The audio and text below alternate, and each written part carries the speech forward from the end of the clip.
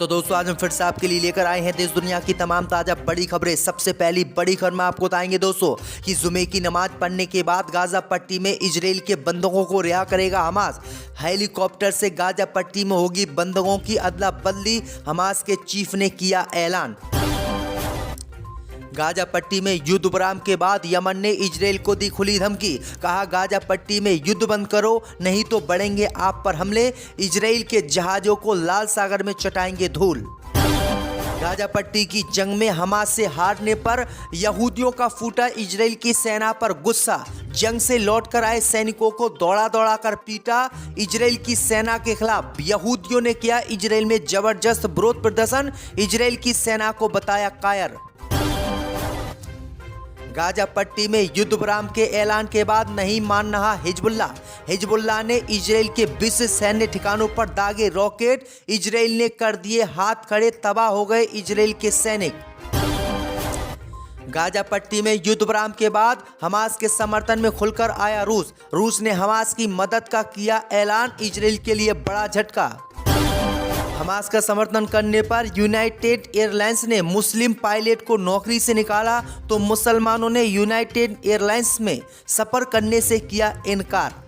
तो दोस्तों सभी खबरों को आपको एक एक कर बताने वाले हैं, वीडियो को लाइक कर चैनल को सब्सक्राइब कर दें। इसी बीच पर तो दोस्तों अगली खबर की ओर, तो गाजा पट्टी की जंग में इजराइल की सेना के हारने पर यहूदी हुए नाराज, इजराइल के सैनिकों को इजराइल में दौड़ा दौड़ा कर पीटा।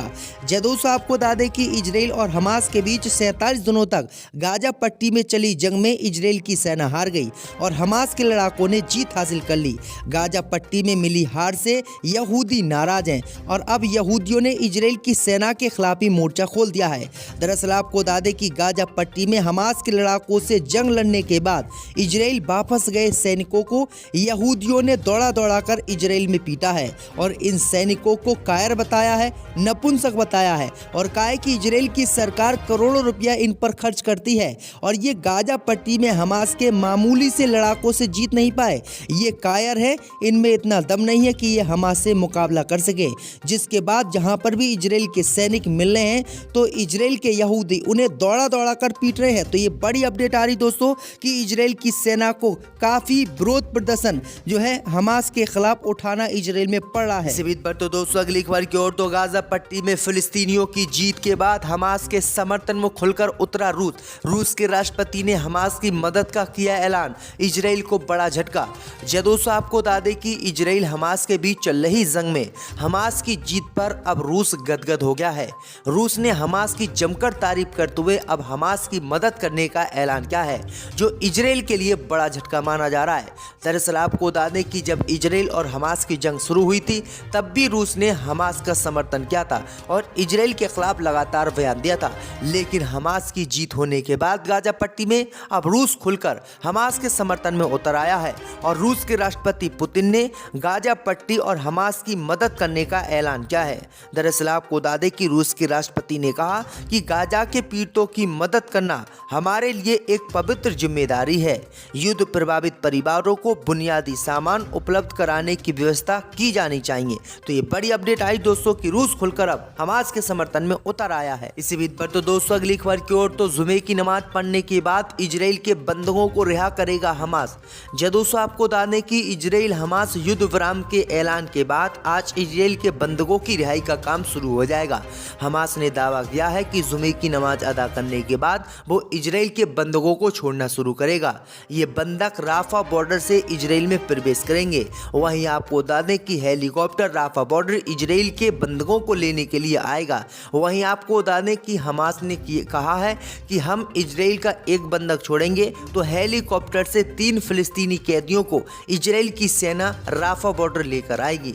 वहीं आपको बता दें कि बंधकों की अदला बदली का काम राफा बॉर्डर पर ही किया जाएगा। हमास ने दावा किया है कि वो आज लगभग 10 इजराइल के बंधकों को रिहा करेगा और 30 फिलिस्तीनी मुसलमानों को इजराइल की जेल से कैद कराएगा। तो ये बड़ी अपडेट आ रही दोस्तों। इसी बीच पर तो दोस्तों अगली खबर की ओर, तो यमन की इजराइल को खुली धमकी, कहा गाजा में युद्ध बंद करो नहीं तो बढ़ेंगे हमले। दोस्तों आपको बता दें कि लाल सागर में इजराइल के जहाज को गिरफ्तार करने के बाद यमन ने आज इजराइल को जंग को लेकर धमकी दी है। यमन ने कहा है कि इजराइल ने अगर गाजा पट्टी में युद्ध बंद नहीं किया तो हम उस पर हमला करेंगे और लाल सागर में इजराइल के जहाज़ों को टारगेट करेंगे और लाल सागर में जितने भी इजराइल के जहाज़ गुजरेंगे उन्हें चुन चुन कर मारेंगे। इसलिए इजराइल की सेना गाजा पट्टी में युद्ध बंद कर दे। तो ये बड़ी अपडेट आई दोस्तों कि यमन ने खुलकर इजराइल को धमकी दी है और हमास का समर्थन किया है। इसी बीच पर तो दोस्तों अगली खबर की ओर, तो हमास का समर्थन करने पर मुस्लिम पायलट इब्राहिम को यूनाइटेड एयरलाइंस ने नौकरी से निकाला। दोस्तों आपको बता दें कि यूनाइटेड एयरलाइंस के एक पायलट इब्राहिम को उस चौंकाने वाली प्रतिक्रिया के लिए निलंबित कर दिया गया है जो उसने इजरायली नागरिकों पर हमास द्वारा 7 अक्टूबर को किए गए हमले के बारे में ऑनलाइन पोस्ट की थी। दरअसल आपको बता दें कि इब्राहिम ने 20 नवंबर को पोस्ट की। उन्होंने हमास के लड़ाकों को बहादुर बताया और फिलिस्तीन पर कब्जा करने का इजराइल पर आरोप लगाया। वहीं आपको बता दें कि इनकी ये पोस्ट खूब जमकर वायरल हुई, जिसके बाद यूनाइटेड एयरलाइंस ने हमास की तारीफ करने पर पायलट इब्राहिम मौसल्ला को अपनी नौकरी से निकाल दिया और इब्राहिम ने नौकरी से हंसते हंसते इस्तीफा दे दिया। उन्होंने कहा कि हम हमास के समर्थन में हैं क्योंकि इजराइल बीते 70 साल से हमास और फिलिस्तीन के मुसलमानों पर जुल्म कर रहा है। तो ये बड़ी अपडेट आ रही दोस्तों कि यूनाइटेड नेशन में किस तरह से मुसलमानों के खिलाफ आवाज है। इसी बीच पर तो दोस्तों अगली खबर की ओर, तो गाजा पट्टी में युद्ध विराम के बाद भी नहीं मान रहा हिजबुल्लाह ने 20 इजराइल के सैन्य ठिकानों पर दागे रॉकेट।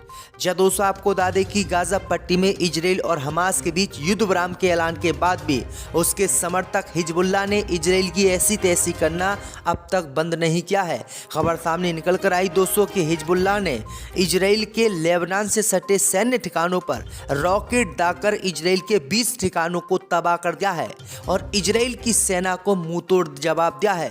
दरअसल आपको बता दें कि गाजा पट्टी में इजराइल और हमास के बीच चल रही जंग में हिजबुल्लाह ने हमास का समर्थन करते हुए इजराइल पर लेबनान बॉर्डर से उसी दिन कार्रवाई शुरू कर दी जब इजराइल की सेना ने गाजा पट्टी में घुसकर हमास के लड़ाकों के खिलाफ बमबारी की थी। और अब खबर सामने निकल कर आई दोस्तों कि गाजा पट्टी में तो 4 दिन के लिए युद्ध विराम हो गया है, लेकिन हिजबुल्लाह अब भी मानने के लिए तैयार नहीं है। हिजबुल्लाह ने लेबनान सीमा से लगे इजराइल के 20 ठिकानों पर रॉकेट दागे हैं और इन रॉकेटों में इजराइल का ठिकाने जो थे वो बिल्कुल तबाह हो गए हैं, बर्बाद हो गए हैं और इजराइल की सेना मैदान छोड़कर भागने लगी है। इसी बीच पर तो दोस्तों अगली खबर की ओर, तो प्रधानमंत्री मोदी को पनौती कहने पर भड़की कंगना रनावत। दोस्तों आपको बता दें कि बॉलीवुड एक्टर कंगना रनावत अक्सर विवादित पोस्टों की वजह से सुर्खियों में रहती हैं। इस बार उन्होंने फिर ऐसा कुछ किया है जिससे वो चर्चा में आ गई हैं।